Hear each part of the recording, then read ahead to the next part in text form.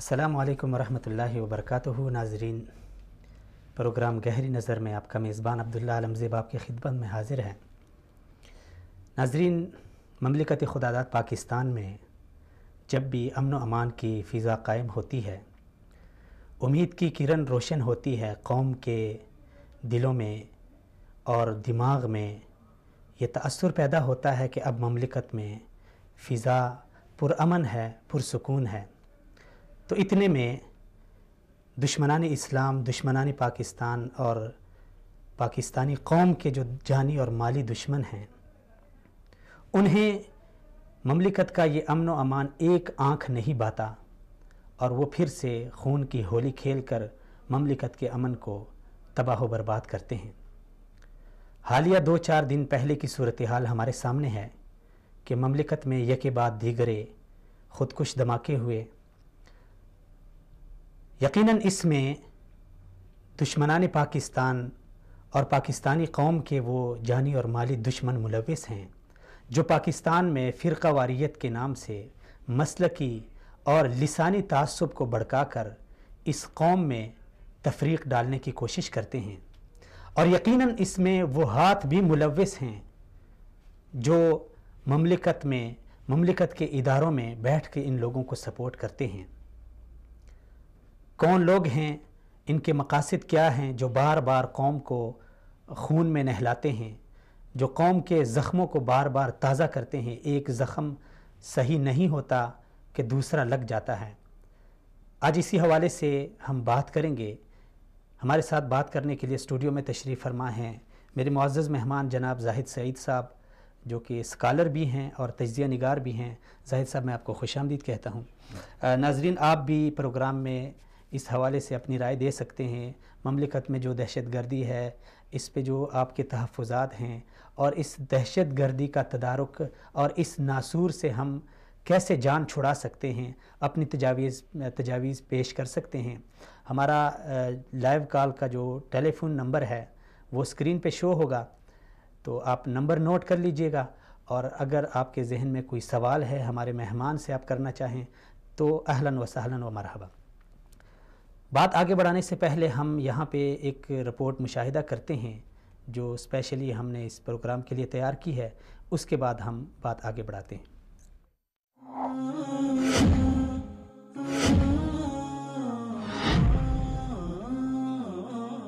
پاکستانی وزارت داخلہ نے 30 دسمبر 2016 کو پاکستان میں ایرانی مفادات کے لیے کام کرنے والی شیعہ تنظیم انصار الحسین کو کالعدم قرار دے دیا تھا۔ یہ تنظیم پاکستان میں کالعدم سپاہی محمد عرف مجلس وحدت المسلمین کے زیر انتظام کام کرتی تھی، جو ایران کی ایما پر پاکستان سے شیعہ دہشت گرد بھرتی کر کے شام و عراق بھیجتی تھی، اور اسی جرم کی پاداش میں پاکستان میں اسے کالعدم قرار دیا گیا۔ انصار الحسین لیوائے زینبیون کی طرز کی ہی ایک مسلح دہشت گرد جماعت ہے جو پاکستان میں دہشت گردی کی مسلح تربیت دیتی ہے۔ اس تنظیم پر پابندی کے بعد شیعہ جماعتوں کی جانب سے اسے ایک فلاحی تنظیم قرار دیا گیا، لیکن حکومتی ذرائع کے مطابق یہ تنظیم دہشت گردی کی کارروائیوں میں ملوث ہونے کے علاوہ دہشت گردوں کی برآمدگی اور درآمدگی کا کام بھی کرتی تھی۔ شیعہ جماعتوں نے بالخصوص مجلس وحدت المسلمین یعنی کالعدم سپاہی محمد اس تنظیم پر پابندی کو ریاستی جبر قرار دے کر حکومت کے ایک بہترین اقدام پر تنقید کرتی رہی، اور انصار الحسین کے بھیانک جرائم کو فلاحی اور سماجی خدمات کا نام دیا، اور دعویٰ کیا گیا کہ یہ تنظیم پاڑا چنار، گلگت، ہنگو اور دیگر علاقوں میں شیعوں کے سماجی مفادات کے لیے کام کرتی ہے، لیکن در حقیقت یہ تنظیم ان علاقوں میں شیعہ نوجوانوں کو اسلحے کی ٹریننگ دیتی تھی اور دہشت گردی کی کارروائیوں میں استعمال کرتی تھی۔ اس تنظیم پر پابندی کے بعد وصال اردو نے اس کی نام نہاد سماجی خدمات کے پروپیگنڈے سے پردہ چاک کرتے ہوئے رپورٹ نشر کی تھی، جس میں انصار الحسین اور لیوائے زینبیون اور حزب اللہ پاکستان جیسی دہشت گرد گروپوں کے روپ میں پاکستان کے خلاف پراکسی وار لڑنے والے ایران کا چہرہ دکھایا گیا تھا، جبکہ شیعہ تنظیموں کے رہنما اس دہشت گرد تنظیم کو بے قصور قرار دیتے دیتے ہلکان ہو رہے تھے۔ لیکن ایران سے جاری کردہ ایک تازہ ترین بیان نے پاکستان میں کام کرنے والی شیعہ تنظیموں کا جھوٹ تشت از بام کر دیا ہے۔ یہ بیان 14 فروری 2017 کو سپاہی پاسداران انقلاب کی ترجمانی کرنے والے فیس بک پیج پر مشہد میں واقع انصار الحسین کے مرکزی دفتر کے توسط سے دیا گیا، جس میں اعلانیہ اعتراف کیا گیا ہے کہ انصار الحسین پاکستان میں مجلس وحدت المسلمین یعنی کالعدم سپاہی محمد کے زیر انتظام کام کرتی تھی۔ اس تنظیم نے مقدس مقامات اور فرزندان زینب یعنی ان مقامات کے نام پر لڑی جانے والی جنگ میں شامل جنگجوؤں کے لیے جو قربانیاں دی ہیں وہ قابل فخر ہیں۔ اسی بیان میں انصار الحسین کو کالعدم قرار دینے پر پاکستان کو صہیونیوں کا ایجنٹ اور آلائیکار قرار دیتے ہوئے دھمکی دی گئی ہے کہ پاکستان میں بسنے والے شیعہ خمینی کے سپاہی ہیں اور اس کی آرمی ہے۔ پاکستان کی مذمت پر مبنی یہ دھمکی آمیز خطاب تصدیق ہے کہ پاکستان میں ایرانی مفادات کے لیے کام کرنے والی شیعہ تنظیمیں پاکستان کو ایک صہیونی ریاست سمجھتی ہیں، کیونکہ ان کے نظریات وہی ہیں جو ایران کے ہیں، اور ایران پر حکمرانی پاسداران انقلاب کی ہے، جس کے ذیلی گروپ انصار الحسین کے مرکزی دفتر سے پاکستان کے خلاف یہ آواز اٹھی ہے۔ یہی پاسداران انقلاب ہی پوری دنیا میں موجود شیعہ دہشت گرد گروپوں کی سربراہی کرتا ہے، اور پاکستان میں موجود شیعہ تنظیموں کو مسلح تربیت، سرمایہ اور اہداف دینے والی اصل طاقت یہی پاسداران انقلاب ہے۔ حکومت وقت کو چاہیے کہ پاکستان میں ہونے والے تازہ ترین حملوں میں ملوث بھارتی ایجنٹ ہوں یا ایرانی ایجنٹ، ان کی نشاندہی کر کے عوام کو حقائق سے آگاہ کیا جائے اور ان کے خلاف وسیع پیمانے پر آپریشن کیا جائے، اور پاک سرزمین کو دہشت گردی اور بیرونی ایما پر نقصان پہنچانے والوں سے پاک کیا جائے۔ جی ناظرین، رپورٹ آپ نے مشاہدہ کی ہے۔ اب ہم بات آگے بڑھاتے ہیں۔ سب سے پہلے تو ہمیں یہ جان لینا چاہیے کہ کسی بھی مملکت، کسی بھی قوم اور کسی بھی معاشرے میں امن و امان کی کس حد تک ضرورت ہوتی ہے۔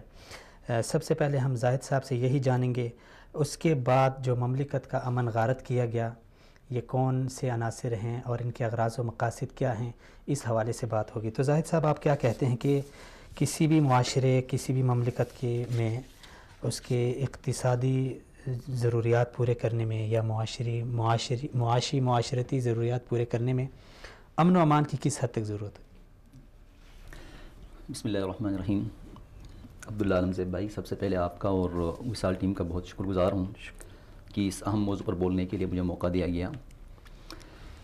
جہاں تک بات ہے کہ امن و امان کی اہمیت کا، تو دیکھیں یہ کوئی مسلمہ بات ہے کہ کسی بھی معاشرے میں اس کے ارتقاء کے لیے، ترقی کے لیے، سکون کے لیے امن اساسی چیز ہے۔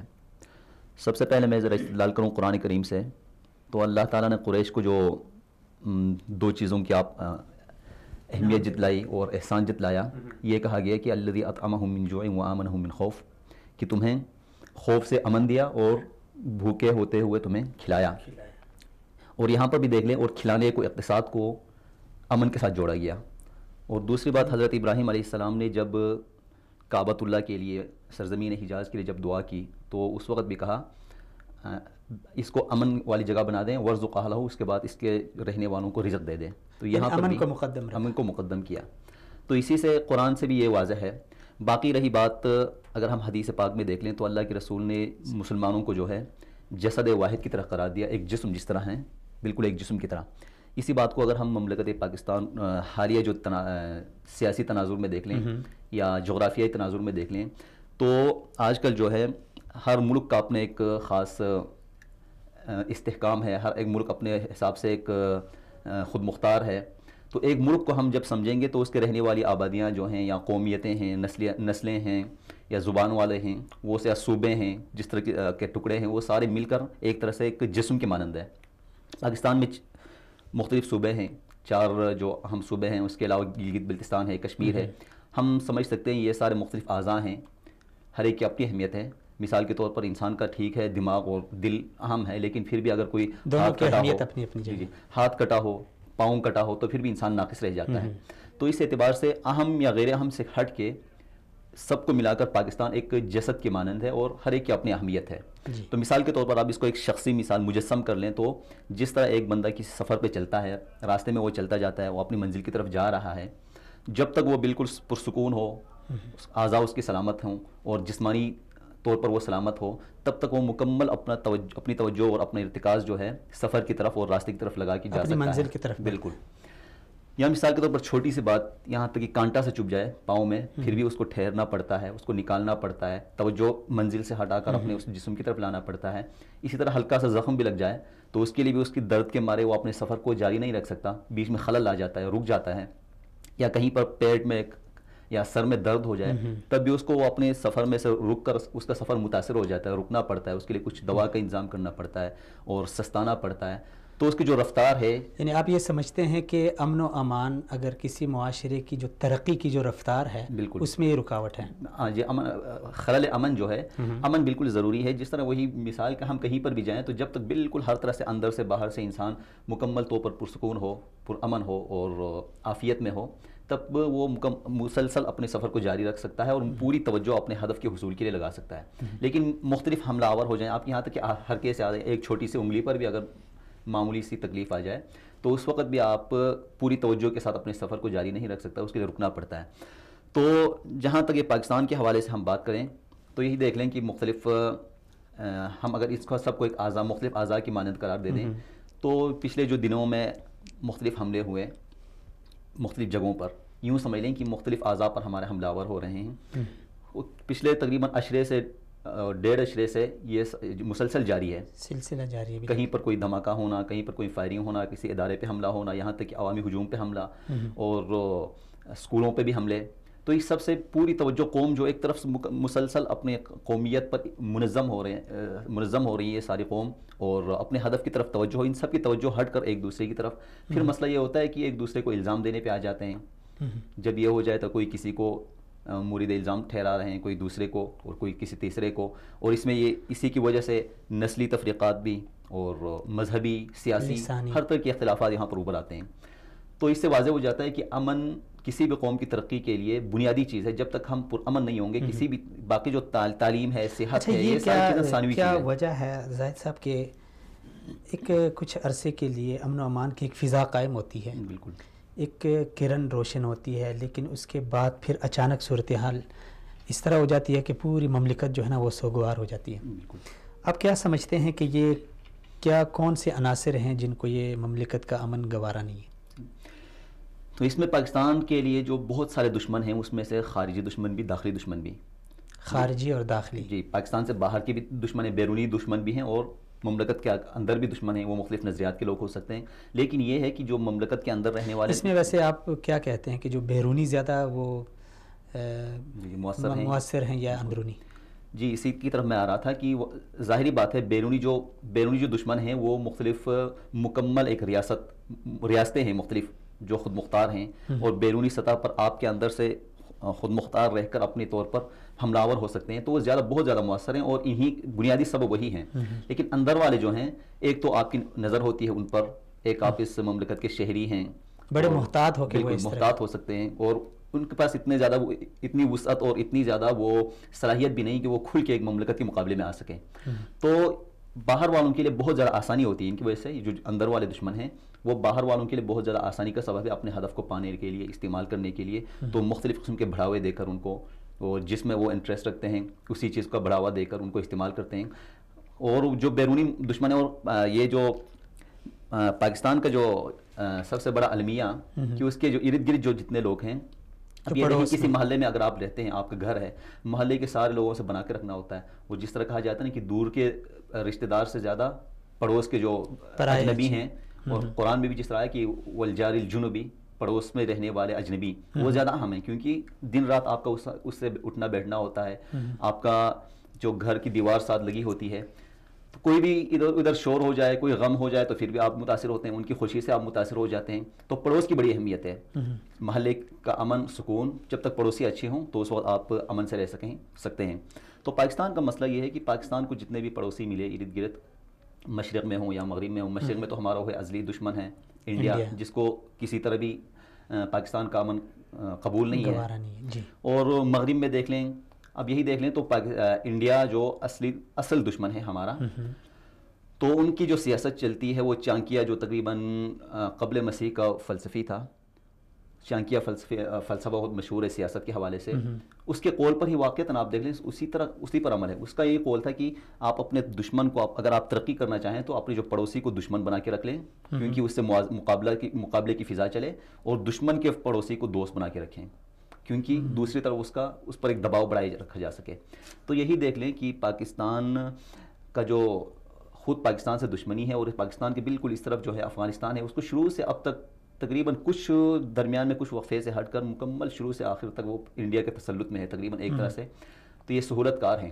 پاکستان کا دشمن ایک اور باقی جو پڑوسی ہیں, ایک دشمن تو واضح دشمن ہے انڈیا, اس کے بعد باقی جو دشمن ہیں پڑوسی ہیں کے دوست تھے کبھی, بالکل, یا دوست ہیں یا دوست نما ہیں یا بھائی ہیں, جو بھی ہیں, صرف چین سے ان کو بھی انہوں نے اپنے ساتھ ملا لیا. بالکل جی.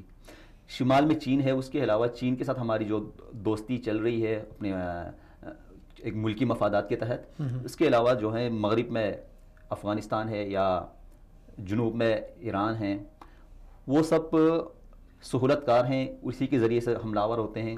اور جس طرح رپورٹیں بہت زیادہ واضح ہیں, اب یہ تو بہت پرانی بات ہو گئی کہ افغانستان میں کتنے ان کے کیمپ چل رہے ہیں, کتنی زیادہ ان کے ٹریننگ سینٹرز ہیں, تو وہاں سے بھی پاکستان کی یہ سرحد بھی غیر محفوظ ہے, اس طرف بھی سرحد غیر محفوظ ہے.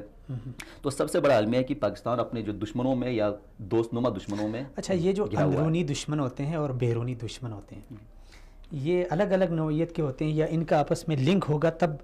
مثلاً یہ تو میرے خیال میں دنیا کا کوئی بھی اس طرح کا قانون نہیں ہے کہ کوئی دوسری مملکت آ کے ایک مملکت میں وہ کارروائی کرے یا اثر انداز ہو جائے. ظاہر بات ہے اندر سے ان کے ساتھ کوئی لنک ہوگا تو تب ہی ان کے لیے یہ ممکن ہوگا. تو اس بارے آپ کیا کہتے ہیں؟ جی, یہی بات ہے کہ کوئی بھی خود مختار مملکت جو ہے بلا وجہ کسی دوسرے پر حملہ آور نہیں ہو سکتی. بین الاقوامی جنگی قوانین ہیں, جب تک اندر سے ان کو اعلیٰ کار نہ ملے. تو یہی کر سکتے ہیں, اندر سے توڑنے کے لیے اندر سے ہی لوگوں کو پیدا کریں. پرانے زمانے سے یہی المیہ رہا ہے کہ اندر کے جو دشمن ہیں, میر قاسم, میر جعفر, جو ایک استعارے بن گئے یہ سارے, تو باہر سے چونکہ حملہ نہیں کر سکتے, یا تو اخلاقی یا جنگی جرائم کے تحت آتے ہیں یا کسی وہی وجہ سے, تو اندر سے کھوکھلا کیا جائے, اپنے ایسے لوگوں کو ملایا جائے. وہ کسی بھی انٹرسٹ کے ہو سکتے ہیں, مثلاً کسی کو صوبائیت کا وہ صوبائیت جس طرح ہمارے بلوچستان میں ہو رہا ہے کہ اس کو خود مختار بنانے کے چکر دے رہے ہیں, اور کچھ تو لسانی تفریق, اور کچھ مذہبی بھی, اور مذہبی بھی کچھ ایسی شدت پسندی کی وجہ سے ان کو آسانی ہوتی ہے اس کو بالکل آسان ان کے دام میں پھنسنے کے لیے. اور سب سے بڑی جو مشکل جو ہے میں سمجھتا ہوں کہ شدت پسندی آج کل تو شدت پسندی کو ہم صرف مذہب پر فوکس کرتے ہیں, سمجھتے ہیں کہ صرف مذہب میں ہی شدت پسندی ہے, لیکن ہم جہاں تک وہ ایک وسیع نظر سے جب ہم دیکھیں تو خاص ہمارے پاکستان اور جنوبی ایشیا کا یہ مسئلہ ہے کہ عمومی طور پر شدت پسندی ہر طبقے میں اور ہر بندے میں, فرد میں, ہر ادارے میں, خاص سیاسیوں, انتہا کی شدت پسندی ہے. یہ چیزیں باہر جانے پر زیادہ واضح ہو جاتی ہیں کیونکہ باہر کی نسبت ہمارے وہاں کے لوگوں میں شاید گرم علاقے کا وہ اثر ہے یا جو بھی ہے, بہت زیادہ گرمی ہے, تپ ہے اور شدت ہے ہر فیلڈ میں. یہی دیکھ لیں ہم, یہاں تک کہ سیاست میں بھی دیکھ لیں, ایک دوسرے کو للکارنے یہی کام رہ گیا ہے, خواہ حکمران پارٹی ہو خواہ حزب مخالف ہو, اس نے اس کو ایک طرف دھماکے ہوتے ہیں, لاشیں پڑی ہوتی ہیں, اس پر بھی سیاست ہو رہی ہوتی ہیں. یہی سب سے بڑا عالمیہ. آپ پچھلے دنوں دیکھ رہے تھے کہ حکمران پارٹی اس کو دوسرے مخالفین پر ڈال رہے ہیں. جو بھی کوئی بھی کام ہو, یہ نہیں دیکھنا کہ ہمارا ایک مشترکہ بجائے اس کو مسئلے کو حل کیا جائے, اس کا تدارک کیا جائے. ہاں جی بالکل, اس کو قومی مسئلہ سمجھا جائے, ایک مشترکہ دکھ سمجھا جائے, اور اس دکھ کے تدارک کے لیے سب کو ساتھ لے کر چلنے کے بجائے اس پر بھی ہمیں یہ سیاست کا ایک تو خود غرضی سمجھ لیں یا سیاسی انتہا کی سیاست کا موقع مل جاتا ہے. اور دوسری بات, ہمیں انسانیت اس طرح ختم ہو گیا ہے کہ بطور انسان بھی ہم اس کو نہیں لینا چاہتے. یہی مسئلہ ہے کہ ایک جسم پر جب حملہ ہوا تو میرا جسم ہے, جہاں پر بھی چوٹ لگے مجھے درد ہوتا ہے, یہ نہیں دیکھتے. ہم یہ دیکھتے ہیں کہ یہ تمہارے اس عضو پر ہو گیا, یہ تمہارا ہے, یہ میرا, یہاں تک کہ میت بھی ہم نے بانٹ لی ہے. یعنی جو احساس ہے وہ نہیں ہے, بالکل احساس جاتا رہا. اچھا, دوسری بات زاہد صاحب, آپ نے کہا کہ جو اندرونی لوگ بھی بیرونی لوگوں کے ساتھ مل کے تب ہی یہ ممکن ہوتا ہے. ظاہر بات ہے, ایک بندہ ایک مملکت میں رہتا ہے تو مملکت کے ساتھ اور اس مٹی جس مٹی میں وہ رہ رہا ہے, زندگی بسر کر رہا ہے, اس کے ساتھ محبت ایک فطری عمل ہے. بالکل.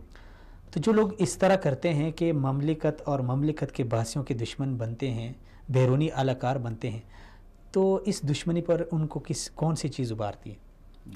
مذہب یا پیسہ یا دولت, یا کیا چیز ہوتی ہے؟ صحیح. یہ جو دیکھ لیں, جو دہشت گرد ہم جس کو کہتے ہیں, جو ایک اصطلاح ہے بہت زیادہ, آج 9/11 کے بعد سے تو ایک سمجھ لیں بالکل ایک اصطلاح بن گئی ہے, عام سی چیز ہو گئی دہشت گرد. بالکل, ہر روز نہ بروز اور ہر چینل پر, نجی محفلوں میں اور اجتماعی محفلوں میں شاید اس کا ذکر سب سے زیادہ ہوتا ہے.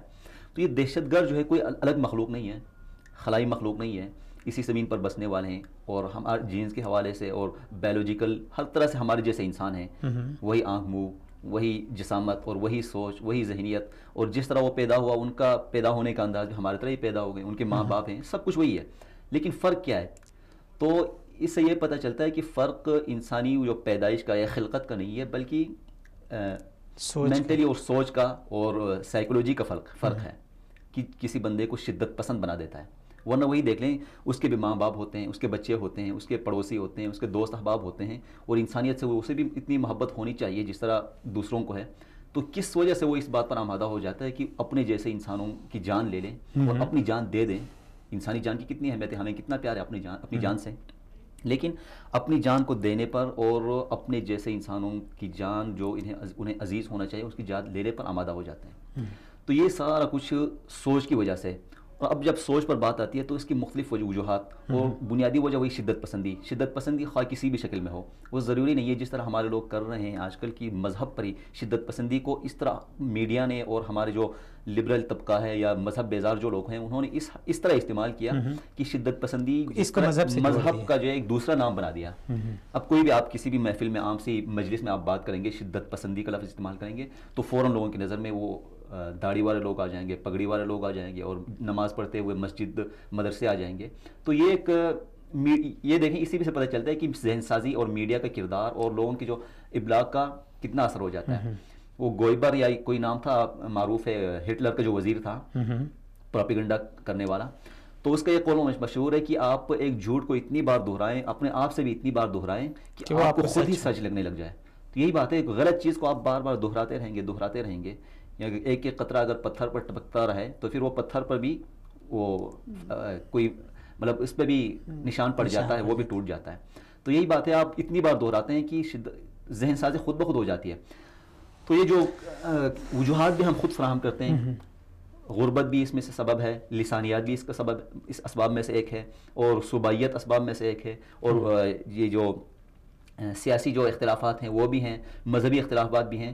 لیکن روز بروز یہ شدت پسندی پھیلتی جا رہی ہے، اور اس کے وجوہات وہی کہ ہم اس کو کے تدارک نہیں کرتے اور سمجھتے ہیں، ذہن میں یہی راسخ ہوتا جا رہا ہے کہ جو کچھ ہم کر رہے ہیں یہی سب سے صحیح بہترین چیز ہے اور یہی ہونا چاہیے. اچھا، جو پاکستان میں ابھی ہو رہا ہے، جو حالیہ مثلاً یہ جو دھماکے ہوئے ہیں یا اس سے قبل جو ہوئے ہیں، اس میں کون سی سوچ آپ زیادہ ملوث دیکھتے ہیں؟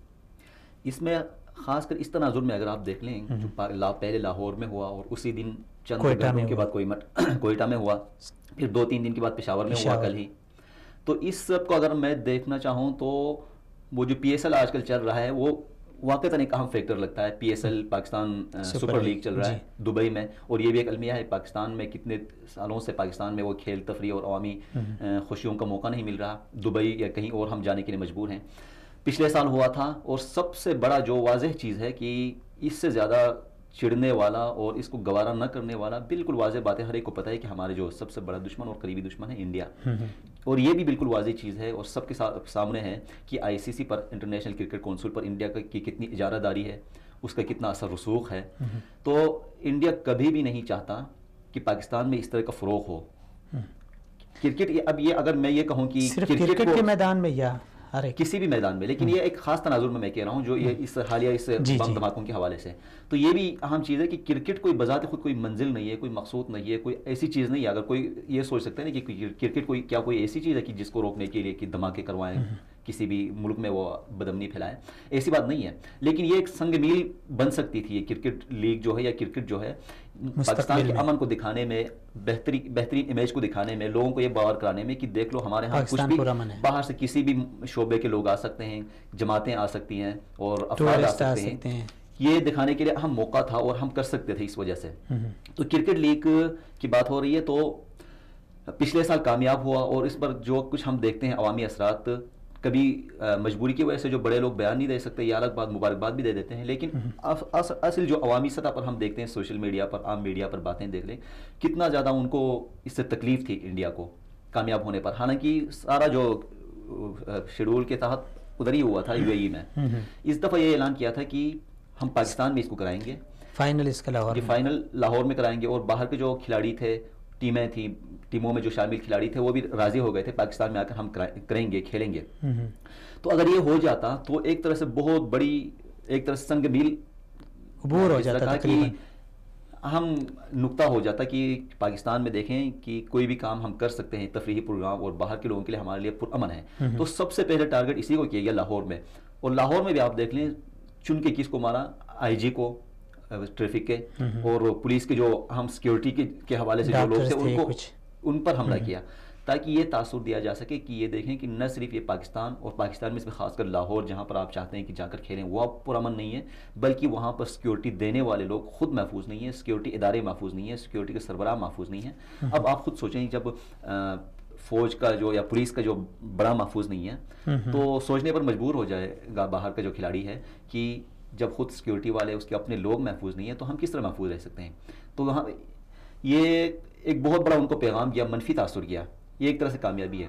اور اسی تسلسل کو آپ دیکھ لیں تو کوئی جو ٹیمیں ہیں آج کل 5 ٹیمیں ہیں تمام صوبائی جو دارالحکومتیں ہیں ان کے ناموں پر، پھر اس کے بعد کوئٹہ کی ٹیم ہے، پھر اس کے بعد پشاور پر حملہ ہوا، پشاور کی ٹیم ہے. اسی حساب سے اللہ نہ کرے جو جس طرح ایک سیریز ہم نے ایک نتیجہ لیا تو اللہ نہ کرے جو وفاقی دارالحکومت اور کراچی پر بھی اس طرح حملے نہ ہوں، اللہ نہ کرے. کراچی میں بھی ہوا ہے نا اس دن، وہ جو سما ٹی وی کے جو وہ ان کے اوپر انفرادی لیول کا تھا. تو اسی طرح دیکھ رہے چن کر انہی جو علاقوں کو کر رہا ہے. تو ظاہری سی بات تو یہی لگتی ہے کہ اس کو روکنا ہے، کیونکہ اس کو روکنے کا مطلب یہ نہیں ہے کہ اسی کو ہی روکنا اصل مقصد ہے، بلکہ جو اہم جو بعد میں اس کے بعد جو نتیجہ ہم دکھانے جا رہے تھے اور نتیجہ ہمیں ملنے والا تھا اس کو روکنے کے لیے اہم چیز ہے ان کے لیے کامیابی. اچھا یہاں پہ ایک چیز ہے کہ دیکھیں رسول اللہ صلی اللہ علیہ وسلم نے فرمایا تھا کہ مومن ایک سوراخ سے ایک بل سے 2 بار نہیں ڈسا جاتا. کتنی بار اور کتنے عرصے سے ہم بار بار ان دھماکوں کی زد میں ہیں، بار بار ہم ڈسے جاتے ہیں اور بار بار بڑے یعنی گرفتاریاں بھی ہوتی ہے اور ثبوت بھی سامنے آتے ہیں، انکشافات بھی ہوتے ہیں اور ہمارے ادارے اس کو تسلیم بھی کرتے ہیں، لیکن اس کے اوپر ایکشن نہیں لیا جاتا. تو اس خاموشی کی بنیادی کیا وجہ ہے؟ مثلاً ضرب عضب کامیاب ہو گیا، ان کو جو پناہ دینے والے تھے شہروں میں ان کے لیے نیشنل ایکشن پلان بنایا گیا، اس کے جو نکات ہیں ان کے اوپر کوئی عمل کما حق ہو، جس طرح عمل کرنا چاہیے تھا اس طرح عمل نہیں ہو رہا. تو اس خاموشی کی بنیادی کیا وجہ ہے؟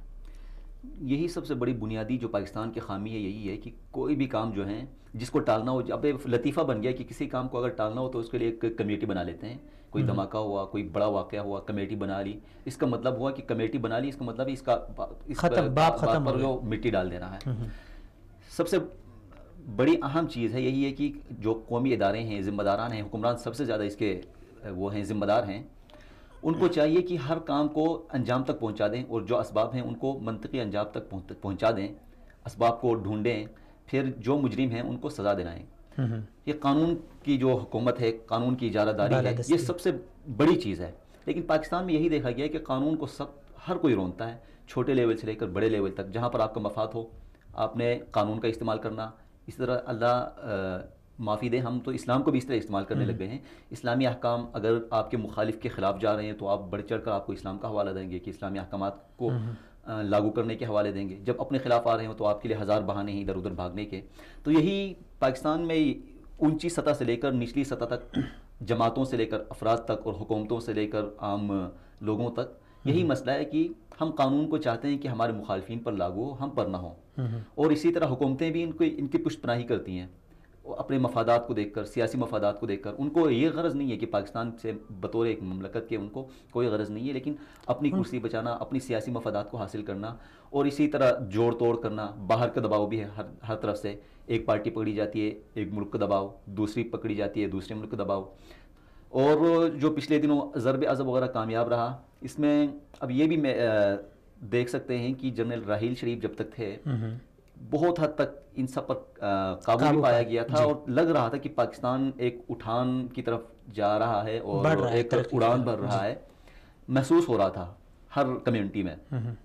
پھر اچانک وہ جب یہاں اسی لیے جو ہر طبقہ پاکستان کا صرف یہ نہیں کہ ہم سمجھتے ہیں کہ یہ جو مذہبی طبقہ ہے یہ مخالف ہیں، ٹھیک ہے ان میں بھی شدت پسندی ہے، لیکن اس سے بڑھ کر جو لبرلز طبقہ ہے وہ ان کو ہر طرح سے پاکستان میں نقص نکالنا اور پاکستانی جمہور اور حکمرانوں کو اور اس کو فوج کو ایک 3 مختلف فریق بنا کر آپس میں ٹکرانا ہمیشہ یہی کرتے آئے ہیں. یہ لبرلز دیکھ لیں سوشل میڈیا پر جو کچھ ہو رہا ہے، اور ایک ٹرینڈ بنا لیا تھا ایک تنزیہ طور پر، شکریہ راحیل شریف کے طور پر، یہاں تک کہ اس کو اتنا استعمال کیا گیا ہے کہ یہاں تک کہ راحیل شریف یا فوج کی حمایت کرنے کو بوٹ پالش یا پتہ نہیں کیا کیا نام دے کر ایک طرح سے، حالانکہ پاکستانی فوج کو یا پاکستان کی کسی بھی ادارے کی حمایت کرنا یہ ہر مملکت کے باسی کے ہر ایک جو پاکستان کے جو رہنے والے ہیں، باسی ہیں، شہری ہیں، ان سب کا فرض ہے، حق ہے، لیکن اس کو ایک طرح سے ناپسندیدہ اور شرمندگی والی یعنی خلاصہ یہ کہ جو نیشنل ایکشن پلان کے تحت ایسے عناصر کے اوپر ہاتھ نہیں ڈالا جاتا، بالکل ان کو قانون کے کٹہرے میں کھڑا نہیں کیا جاتا، تو اس کی بنیادی وجہ یہ ہے کہ کھڑا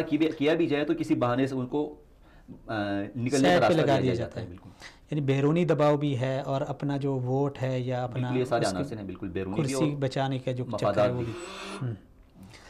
چلیں ناظرین، یہاں پہ ہم لیتے ہیں ایک چھوٹا سا بریک کے بعد دوبارہ سے ہم آگے بات بڑھاتے ہیں، اور جو رپورٹ ہم نے مشاہدہ کی ہے اسی پہ ہم بات کرتے ہیں۔ کچھ مہمان بریک کے بعد ہمارے ساتھ فون کال پہ ساتھ دیں گے، ہمارے ساتھ رہیں۔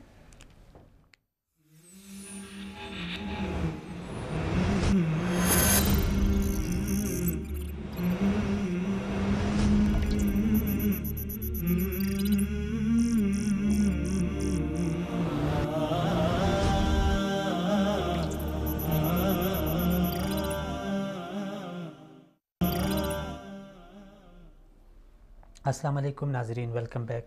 بریک کے بعد ایک بار پھر آپ کو خوش آمدید۔ ناظرین، مملکت میں کچھ بھی ہو جائے، جو بھی قانون بنے، یقیناً وہ مملکت اور اس قوم کے مفاد کے لیے ہوتا ہے، مملکت کے امن و امان کے لیے ہوتا ہے، اور جب تک وہ قانون لاگو نہیں ہوتا، قانون کی بالادستی نہیں ہوتی، تب تک کوئی بھی اس مملکت میں امن و امان کے ساتھ نہیں رہ سکتا، کیونکہ ہر کسی کو یہ علم ہوتا ہے، جتنے بھی شرپسند عناصر ہیں انہیں معلوم ہو جاتا ہے کہ یار اس مملکت میں کئی بار ایسے قوانین بنے، اس کے اوپر عمل نہیں ہوا، چلو یہ بھی بن گئے تو اس کا بھی وہی حال ہوگا جو پہلے تھا۔ مملکت میں نیشنل ایکشن پلان جو ایک قانون بنا تھا، بڑا اچھا تھا، اس کو ہر ایک سیاسی اور مذہبی جماعتی جو پارٹیاں ہیں انہوں نے اس کو سراہا، اور قوم نے بھی اس کو سراہا کہ جس طرح ضرب عضب میں دہشت گردوں کی کمر توڑ دی گئی، اسی طرح جو اندرونی جو شہروں میں دہشت گرد ہیں یا دہشت گردوں کے پناہ گزین ہیں، ان کو ختم کیا جائے گا، ان کا صفایا کیا جائے گا۔ لیکن افسوس، جس طرح زاہد صاحب نے کہا کہ قانون کو ہم بڑے بے دردی کے ساتھ اس کا غلط استعمال کرتے ہیں۔ جب قانون ہمارے حق میں ہوتا ہے تب ہم خاموش ہوتے ہیں، لیکن جب قانون تھوڑا سا ہمارے مفاد سے ہٹ کر ہو اور ہمارے مفادات سے ٹھکراتا ہو، تو پھر ہمارے مفادات کو ٹھکراتا ہو تو پھر ہم چیختے چلاتے ہیں کہ اس قانون کے اوپر عمل کیوں نہیں ہو رہا۔ کہنے کا مطلب یہ ہے کہ مملکت میں قانون بنا، کچھ کالعدم تنظیمیں تھیں، انہیں مملکت نے، اداروں نے ان کو 4th شیڈول میں ڈالا، ان کے نام لسٹ میں ڈال دیا کہ یہ تنظیمیں کالعدم تنظیمیں ہیں، اور بار بار یہ ثابت ہو چکا کہ یہ تنظیمیں پاکستان میں شرپسند اور دہشت گردانہ کارروائیوں میں ملوث ہے۔ لیکن بات وہی ہے کہ جب بات آتی ہے اپنے مفادات کی، اپنی سیاست کی، اپنی کرسی کی، تو پھر سب کی نظریں اور سب کی نگاہیں اس طرف سے پھر جاتی ہیں۔ ابھی کچھ چند دنوں پہلے وزیر داخلہ چودھری نثار احمد خان نے کئی تنظیموں کو 4th شیڈول میں ڈالا۔ ISI کے کہنے پر انہوں نے حکم نامہ جاری کیا، انہی میں ایک تنظیم تھی انصار الحسین۔ اس تنظیم کی کالی کرتوتیں ان سے سب آگاہ ہیں۔ یہ وہ لوگ ہیں جو لواء زینبیون کے تحت پاکستان سے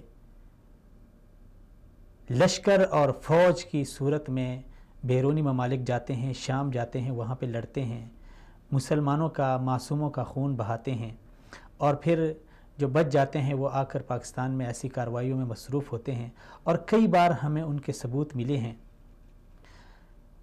کلبھوشن یادو کو پکڑا گیا جو کہ بھارتی جاسوس تھا، ایرانی سرزمین کو استعمال کر کے وہ پاکستان میں آیا۔ اس کے بعد عزیر بلوچ کو پکڑا گیا، اس کے بعد مہدی موسوی اور ناصر حسین، کتنے سارے عناصر کو پکڑ لیا گیا، انہیں گرفتار کر لیا گیا، لیکن قانون کی بالادستی نہ ہونے کی وجہ سے ان لوگوں کو کیا سزا دی گئی ہے؟ قوم لا علم ہے۔ ابھی تک قوم کے سامنے یہ نہیں آیا کہ وہ لوگ کہاں پہ ہیں، ان کے ساتھ کیا سلوک کیا گیا۔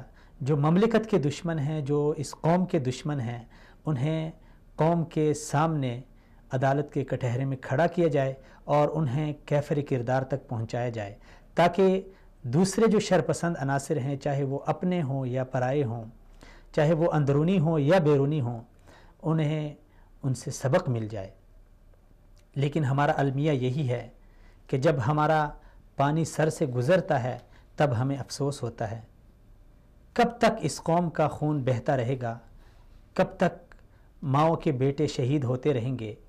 کب تک بہنیں اور بچے اپنے پیاروں کی لاشوں پہ تڑپیں گے؟ آخر اس قوم کے اوپر بھی رحم کیا جائے، بلا تفریق سب کے خلاف کارروائی کی جائے، چاہے وہ اپنے ہیں، چاہے وہ بیگانے ہیں، چاہے وہ اندرونی ہیں، چاہے وہ بیرونی ہیں۔ کوئی بھی اس مملکت کے خلاف، اس ملک کے خلاف، کوئی بھی اس قوم کے خلاف ایسی کارروائیوں میں ملوث ہو تو اسے کیفری کردار تک پہنچایا جائے۔ اب ایسی صورتحال میں، مملکت کی اس تشویشناک صورتحال میں ہر فرد غمزدہ ہے اور دل خون کا آنسو، آنکھوں سے خون کے آنسو بہہ رہے ہیں، لیکن جب دیکھتے ہیں تو صرف ہماری سیاسی پارٹیاں، ہمارے حکمران دو چار مذمتی الفاظ میڈیا کے سامنے کہہ کر اپنی جان چھڑا لیتے ہیں۔ یقیناً یہ اس قوم کے ساتھ بھی ناانصافی ہے اور اس مملکت کے ساتھ بھی ناانصافی ہے۔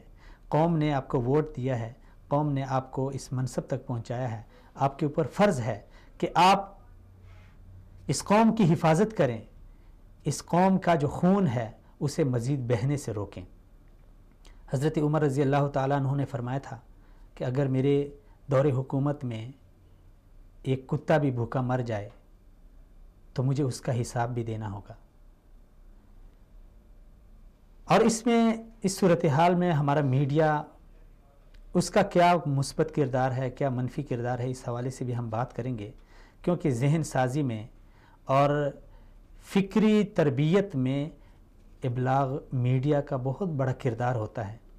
ایسی صورتحال میں میڈیا کیا کر رہا ہے اور اس کو کیا کرنا چاہیے تھا، اس پہ ابھی ہم زاہد صاحب سے بات کرتے ہیں۔ یہاں پہ ایک کالر کو لے لیتے ہیں۔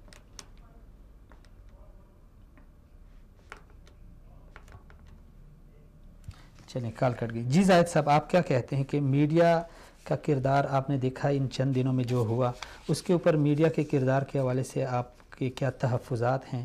آپ اسے سراہتے ہیں یا آپ انہیں کیا مشورہ دیتے ہیں کہ کیا کرنا چاہیے ایسی صورتحال میں؟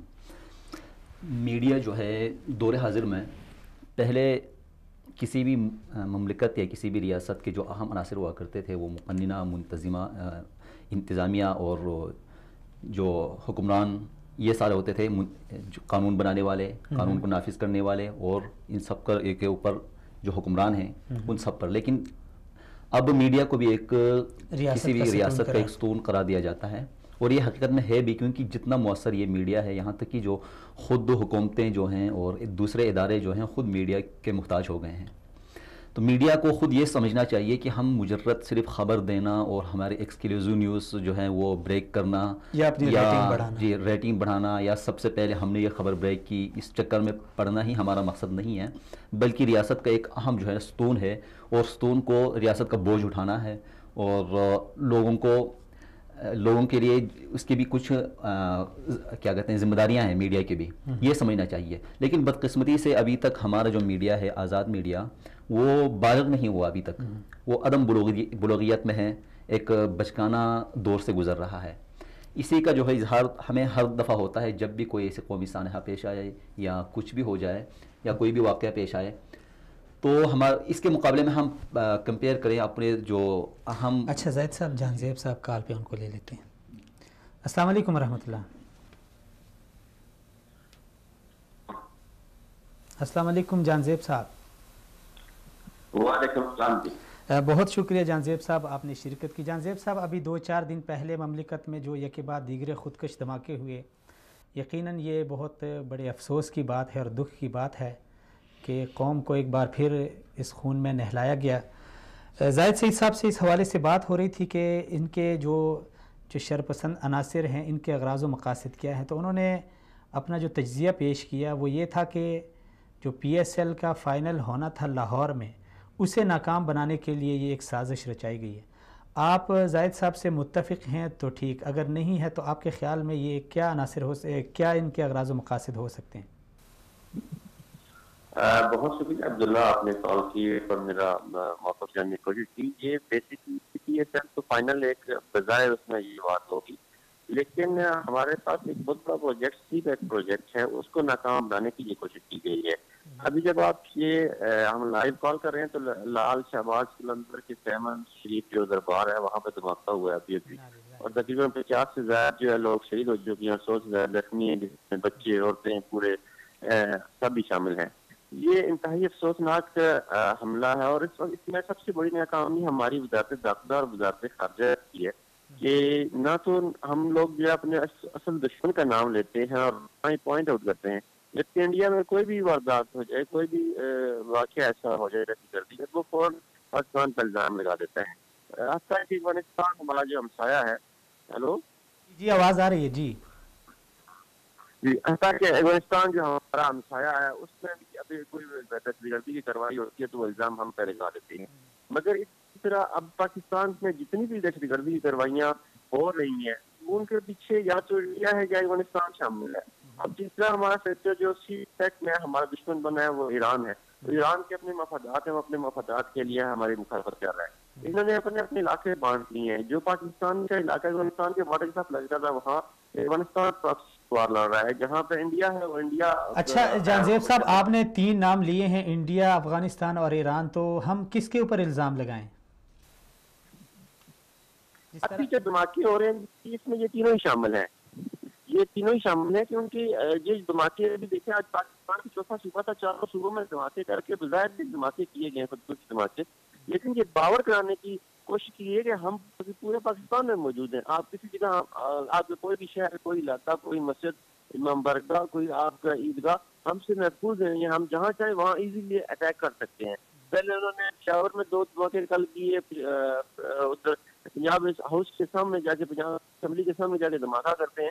وہ بتانے کے وہ یہ دھماکے بظاہر جو ہوتے ہیں یہ خوف و ہراس پیدا کرنے کی کوشش کی جاتی ہے. زاہد صاحب سے اتفاق کرتے ہیں کہ جی, میں نے کہا آپ زاہد صاحب سے اتفاق کرتے ہیں کہ یہ پی ایس ایل کو جو فائنل لاہور میں ہونا تھا اسے ناکام بنانے کے لیے یہ سب کچھ کر رہے ہیں, یا پھر آپ کی نظر میں کچھ اور؟ ہمارے لیے ان کا اپنا تجزیہ ہے, زاہد صاحب محترم ہے, ان کا اپنا تجزیہ ہے, لیکن یہ ہے کہ آپ یہ کہہ سکتے ہیں کہ پی ایس ایل ایک فیکٹر ہے اس میں, لیکن پی ایس ایل کوئی اتنا بڑا ایونٹ نہیں ہے جس کے لیے اتنی بڑی پراکسی وار لڑی جائے. یہ بیسیکلی ایک ایسے پوائنٹ پہ آ کے یہ جنگ سٹارٹ کی جا رہی ہے جب پاکستان میں ایک تاثر دیا جا رہا تھا کہ پاکستان امن کی طرف جا رہا ہے, اور دوسرا اس میں ہمارے کچھ اپنے اندرونی فیکٹرز بھی شامل ہوتے ہیں, وہ انہیں اب جو ہے نظر انداز نہیں کیا جا سکتا.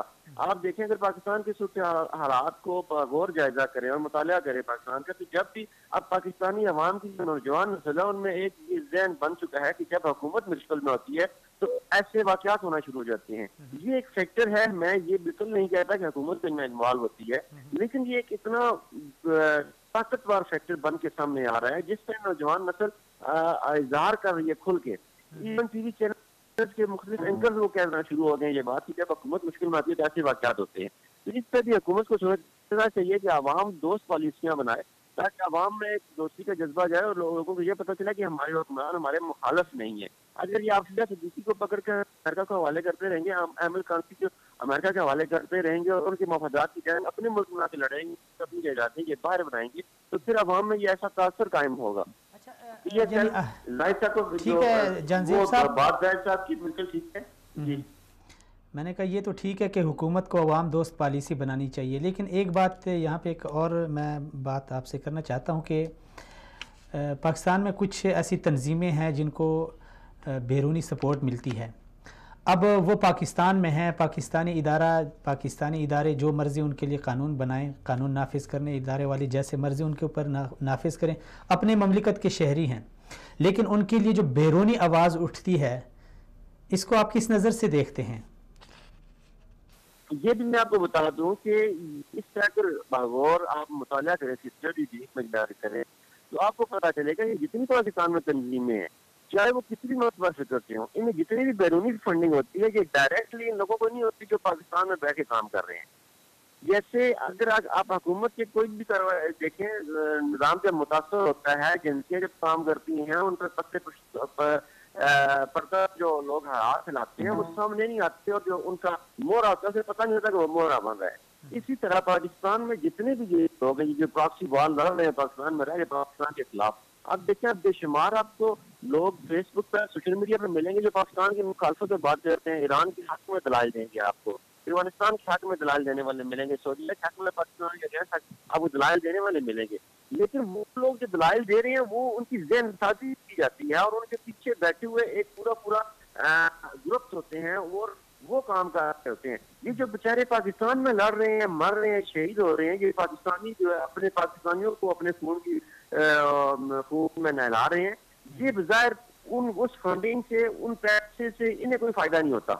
یہ آپ یہ کہہ سکتے ہیں کہ آگے مورے ہیں جنہیں ہلانے والے کوئی اور ہیں. حکومت کو چاہیے, ایجنسیز کو چاہیے کہ ان موروں کو اٹھائیں, یہ نہ کریں کہ پوری جماعت کو جا کے بین کر دیں.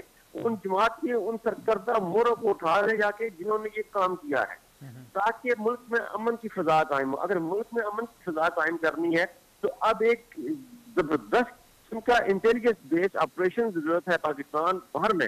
اب یہ پاکستان کے چاروں صوبوں میں دھماکے ہوئے اور یہ ٹوٹل وزارت داخلہ کا اور وزارت خارجہ کا کہ ہم خارجہ پالیسی آج نہیں بنا سکے, ہم اپنی آواز کو نہیں اٹھا سکے. ہمارا وزیر اعظم, ہمارے وزیر جو ہیں وہ ایک دوسرے کی کرپشن پہ الزام لگانے میں لگے ہوئے ہیں, لیکن وہ انڈیا پر الزام لگانے سے بیچارے معذور ہیں اس وجہ سے کہ ان کی انویسٹمنٹ ہے انڈیا میں. اور اگر ہم بات کریں پاکستان کی داخلہ پالیسی کی تو ہماری ایجنسیز کے اندر جو ہے باہمی روابط کمی ہے, جس کی وجہ سے اتنا بڑا فقدان ہے کہ آج صرف 5 دنوں میں ہم تقریباً 150 سے زائد جانوں سے ہاتھ دھو بیٹھتے ہیں. تو یہ پاکستانی حکومت کو اور پاکستانی ایجنسیز کو سوچنا ہوگا, اور پاکستان کے جو مخالف گروپ ہیں وہ چاہے کسی بھی فکر سے ہو, چاہے کوئی بھی ہو, میں ہوں, میرا بھائی ہو, میرا باپ ہو, میرا بیٹا ہو, اسے پکڑنا ہوگا اور پاکستان جو ہماری دھرتی ماں اسے بچانا ہوگا. چلیں جی جان زیب صاحب, بہت شکریہ آپ نے شرکت کی. اچھا زاہد صاحب, آپ بات جاری رکھیں. میڈیا کے جو کردار کے حوالے سے آپ کچھ کہہ رہے تھے. جہاں سے صاحب کی جو ان کی کال تھی ان سے پہلے بات چل رہی تھی میڈیا کے حوالے سے, لیکن میں ذرا ان کی بات کے حوالے سے کچھ وضاحت کر لوں. ان سے اتفاق کرتے ہوئے میں نے یہ نہیں کہا تھا کہ صرف سراسر جو آخری جو ہدف ہے یا آخری جو مقصد ہے وہ پی سی ایل کو رکوانا ہے, جو بنیادی تھا وہ میں نے صرف, لیکن آج کل یہ کہ پی سی ایل کو روک کر یہ پیغام دینا تھا کہ پاکستان جو ہے محفوظ نہیں ہے اس کام کے لیے, کیونکہ ایک بہت بڑا پیغام جاتا ہے اس کو روکنے کے بعد. یہ مقصد تھا, اور اصل جو مقصد ہے وہ پاکستان کے جو دائمی امن اور جو دائمی جو ترقی کا سلسلہ ہے اور سی پیک کا معاملہ, ان سب کو یہ پیغام دینا تھا کہ یہ چیزیں محفوظ نہیں ہیں. تو بہرحال اب اس کے بعد آتے ہیں یہ جو میڈیا کے حوالے سے کالر ہے, ان کو دے دیتے ہیں.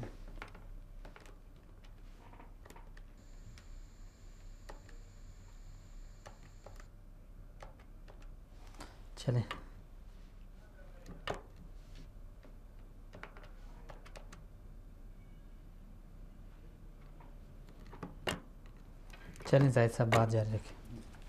میڈیا کے حوالے سے بات ہو رہی تھی, تو میڈیا کو آپ پاکستان کے میڈیا کو ہم نے کہا کہ یہ مقابلے میں ہیں ایک دوسرے سے پہلے خبر کو بریک کرنے میں, خواہ جتنا بھی جو سخت غم غصے والا معاملہ ہو, پھر بھی اس کو سب سے پہلے چکر میں ہوتے ہیں ایک دوسرے سے سبقت لے جانے کے. اس کے مقابلے میں ہم اس سے کیا ہوتا ہے, پاکستان میں عوام میں خوف و خراش پھیل جاتا ہے, اور یہی مقصد ہوتا ہے اصل جو دہشت گرد ہیں یا جو کام کرنے والے ہیں ان کا اصل مقصد ہوتا ہے کہ مملکت کے جو عمومی جو امن ہے اس کو سبوتاج کیا جائے اور لوگوں کو یہ پیغام دیا جائے کہ ہم محفوظ نہیں ہیں, افراتفری پھیلائی جائے, دہشت پھیلائی جائے, اور اس کام کے لیے یہ سب کچھ کرتے ہیں. اور ایک طرح سے میڈیا جو ہے ان کے معاون بن جاتے ہیں, ان کا حلقہ کہاں وہ یہ بہت بڑا بنا کر معاون بنا کر ایک تک پیغام پہنچاتے ہیں. مثلا گیس سلنڈر پھٹ جائے کہیں پر, تو ان کی خواہش ہوتی ہے کاش یہ کوئی دھماکہ ہو تاکہ ہم بہت بڑی خبر دے دیں, لوگ ہمارے طرف متوجہ ہوں. اور کہیں پر کوئی شارٹ سرکٹ وغیرہ کا مسئلہ ہو جائے, وہ بھی یہی خواہش ہوتی ہے ان کی, کاش یہ کوئی ایسا بڑا معاملہ ہو ہم اس کو دکھا سکیں, لوگوں کو سنسنی پھیلا سکیں. تو یہ اس کام میں لگے ہوئے ہیں. اس سے کیا ہوتا ہے, وہ دہشت گردوں کا کام خود کر رہے ہیں, وہ یہی چاہتے ہیں کہ پاکستان کا حوصلہ بڑھتا ہے اور جو معاشرہ ہے اس کی نفسیات کے اوپر ایسا ہی ہوتا ہے. ان کے لیے بہت آسان سا کام ہے, ہلکی سی تیلی جلاؤ اور باقی جو آگ پھیلانا ہمارا میڈیا خود کر لے گا جا کر, اور عوام تک جو پیغام پہنچانا ہے وہ خود کر لیں گے. یعنی آپ اس حوالے سے میڈیا کی کردار کو مثبت بالکل سراسر میں سمجھتا ہوں یہ قابل مذمت کام ہے. اور یہی بات جو ہے حامد میر صاحب نے جو پچھلے دفعہ لاہور اس کے پروگرام کے فوراً بعد 1-2 گھنٹے کے اندر اس نے یہی کہا کہ یہ PCL کے بارے میں بات کرنی, اس کے لیے یہ بھی مقابلہ تھا کہ مجھ سے پہلے کوئی یہ پروگرام نہ کر لے, اس لیے وہ اس کو جلدی مچی ہوئی تھی, ان کو یہ کام کر لیا. اس کے مقابلے میں ہم دیکھیں انڈیا کا. صاحب کال پہ لے لیتے ہیں, اس کے بعد آپ. السلام علیکم ورحمۃ اللہ. السلام علیکم ناصر صاحب. وعلیکم السلام ورحمۃ اللہ وبرکاتہ. ہاں ناصر صاحب بہت شکریہ آپ نے شرکت کی. ناصر صاحب یہ بتائیں کہ ابھی سننے میں آیا کہ ایک اور دھماکہ ہوا اور پھر قوم کو خون میں نہلایا گیا ہے. اس سے قبل 2-3 دن پہلے مملکت میں اس طرح خون کی ہولی کھیلی گئی ہے. تو آپ کیا سمجھتے ہیں اس میں جو ملوث عناصر ہیں کس کے اوپر آپ الزام لگائیں گے؟ عبداللہ بھائی, پہلے تو میں اس وقت جو ہے وہ حرم پاک میں موجود ہوں اور اللہ پاک سے دعا گو ہوں تو ہماری مملکت کو اس کی حفاظت فرمائے اور ہمارے ہم وطنوں کی حفاظت فرمائے. اور جو آپ نے خبر دی بڑی افسوسناک خبر ہے.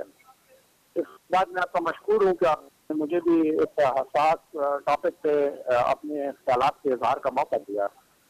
تو میں آپ کی خدمت میں یہ گزارش کرنا چاہتا ہوں کہ قوموں اور ملکوں کی سطح پر جب بات مفادات کی آتی ہے تو ہر کسی کو اپنا مفاد عزیز ہوتا ہے. اس وقت جو ہماری صورتحال ہے, ہم ایک 4 عشروں سے اپنے 2 ممالک کے توخیلی ملک کے طور پر زندہ تھے, لیکن اللہ کے فضل و کرم سے اور کچھ دوست ممالک کے مقامی جو قیادت ہے ان کی محنت سے پاکستان ایک سیٹ اپ پوزیشن میں آیا تھا. اس میں بالخصوص پچھلی عسکری قیادت جو ہے راحیل شریف اور نواز شریف کو داد دی, انہوں نے ایک ملک کو اپنے پیروں پہ کھڑا کر کے ٹیک اپ کی پوزیشن میں لایا تھا. تو اب اس چیز سے ہمارے دشمنوں کو تو تکلیف تھی, جن میں سر فہرست انڈیا اور امریکہ اور ایران, اسرائیل اور عرب امارات جو ہیں, یہ تو ان کو تو ساری دنیا کو پتا ہے کہ ان کو ہمارے ٹیک سے تکلیف تھی.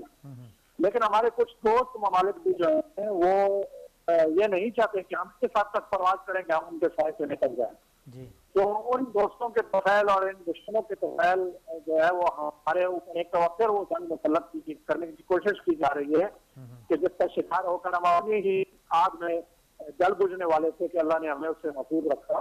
اور انشاءاللہ العزیز میں یہ یقین رکھتا ہوں کہ انڈیا اور امریکہ اور ایران کی جو سازشیں ہیں وہ انشاءاللہ ناکام ہوں گی اور ہماری فوج اور ہماری حکومت ہماری قوم مل کر شکست دے گی. ملک صاحب جس طرح آپ نے کہا کہ اس میں ہم کسی ایک کو مورد الزام نہیں ٹھہرا سکتے, اس میں اپنے دوست بھی ہیں دشمن بھی ہیں, لیکن یہ جو صورتحال ہے کہ جب ایسے عناصر کو پکڑا جاتا ہے, رنگے ہاتھوں پکڑا جاتا ہے, ثبوت بھی پیش ہوتے ہیں, انکشافات بھی ہوتے ہیں, اعتراف بھی ہوتا ہے, اس کے بعد ہمارے ادارے ان کے اوپر جو ہے نا وہ پردہ ڈالتے ہیں, قوم کے سامنے جو ان کا ایک نتیجہ تھا وہ سامنے نہیں لاتے, جو ان کو جو سزا دینی تھی وہ سامنے نہیں لاتے تاکہ دوسروں کے لیے وہ عبرت بنے. چلیں بیرونی ہاتھ تو انہیں تو ہم کہہ سکتے ہیں کہ وہ ہمارے دشمن ہیں, لیکن یہ اندرونی اس صورتحال کو آپ کس نظر سے دیکھتے ہیں؟ عبداللہ بھائی میں سمجھتا ہوں کہ اس وقت ہمیں بطور قوم یہ سوچنے کی بہت زیادہ ضرورت ہے کہ ہمیں اپنے اداروں بالخصوص افواج پاکستان کی تطہیر اور تشکیل نو کی بہت ضرورت ہے. اور ان 40 سالوں میں ہمارے پڑوسی ملک بالخصوص ایران جو انفلوئنس ہے ہمارے اداروں میں وہ کسی سے ٹکی چھپی نہیں ہے, اور ایران جو ہے وہ براہ راست انڈیا کی مدد کرتا ہے پاکستان کے خلاف. تو جو اس کے متاثرین ہیں, جو کی خیرخواہ ہیں ہمارے اداروں میں, وہ ہمارے اداروں کی مجبوری کوششوں کو پہنچاتے ہیں. تو میں ہمیشہ یہ کہتا آیا ہوں اور لکھتا آیا ہوں کہ اس وقت اس لمحے کی ضرورت ہے کہ ہم فوری طور پر افواج پاکستان تمام اداروں کی, لیکن بالخصوص افواج پاکستان کی تطہیر کریں اور تشکیل نو کریں. اس دور غلامی کے ڈھانچے سے جان چھڑا کر ہم ایک اسلامی اور پاکستانی فوج کی بنیاد رکھیں اور اس کی تربیت بھی انہی خطوط پر اور انہی اصولوں پر کی جائے. یہ اس وقت ملک صاحب آپ کا کیا خیال ہے, کیا ملک صاحب آپ کا کیا خیال ہے, کیا ایسے ممکن ہے کہ ہم اپنے مفادات کو مقدم رکھیں؟ کیونکہ اس وقت جو صورتحال ہے ہم غیروں کے مفادات کو مقدم رکھے ہوئے ہیں. لیکن اکثر اوقات تو ایسا ہی ہوتا ہے, لیکن ایک اقلیت ہوتی ہے جو تھوڑے سے لوگ ہوتے ہیں بیچ میں جو دشمن کے علاقار بنے ہوئے ہوتے ہیں, وہ بھاری اکثریت پر اس لیے اس کو نقصان پہنچانے میں کامیاب ہو جاتے ہیں کہ اگر ایک بھی ہو تو آپ کو نقصان پہنچانے میں ان کا ٹارگیٹ آسان ہوتا ہے. تو اس لیے ہمیں جو ہے انشاءاللہ ہم کامیاب رہیں گے. ایسا ممکن ہے کہ ہم ان سے جان چھڑا لیں, لیکن اس کے لیے جو ول پاور چاہیے اس کو چیف ایگزیکٹو جو ہے میاں نواز شریف صاحب, ان کا فرض بنتا ہے کہ وہ تمام تر مسئلے سے ایک طرف رکھ کر یہ اعلان کریں کہ بھائی یہ ہمارے پرابلم ہے اور آج سے ہم ان سے قوت سے نپٹیں گے. یہ لوگ ہیں جو مسائل پیدا کر رہے ہیں, اور اس کے لیے بالخصوص افغانستان, ایران اور انڈیا کی سرحد بند کرنی چاہیے, سمندری سرحد بند کرنی چاہیے. ان کے ملک میں جو خانوں کے علاوہ ان کے تمام خانے اور ادارے بند کرنے چاہیے, ان کی ترویج و اشاعت بند کرنی چاہیے, اور فوج کو بلا تفتیش پوری قوت سے ان پر کریک ڈاؤن کرنے کا حکم دینا چاہیے. چلیں ملک صاحب بہت شکریہ.